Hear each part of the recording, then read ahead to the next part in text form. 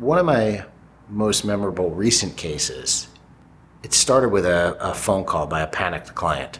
The client operated a private investment fund and had just found out that he had moved his client's money, his investor's money, into a foreign exchange platform that turned out to be a scam. And the way he learned was the individual he invested the shareholders' money with was arrested by the FBI, and all of the client's funds were seized by the FBI. This was a situation where our client was fearful that he'd be brought into the investigation, and so our first order of business was to keep him out of trouble. Client hadn't done anything wrong, so that was easily accomplished. But once that was done, I turned back to the client and said, let's get your money back.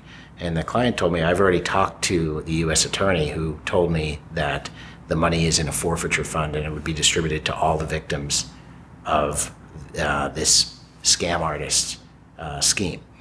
And that would have left our client with about 5 cents on the dollar. And we said, let's not accept that. That's not a good enough answer. Let's get you back 100 cents on the dollar.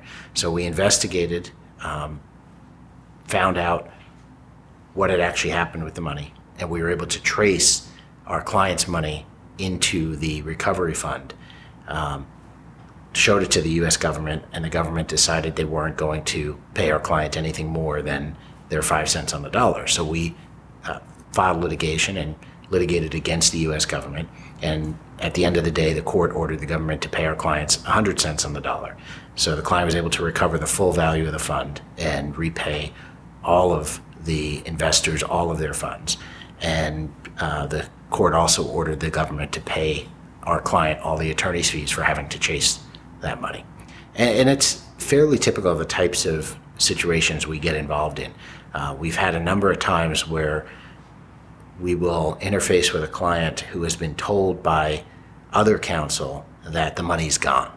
They're owed money and are told don't spend good money after bad, because you're going to end up with a piece of paper that's not worth anything. And in those situations, that's where we're at our best. That's where we're able to find and recover the assets from wherever they are in the world.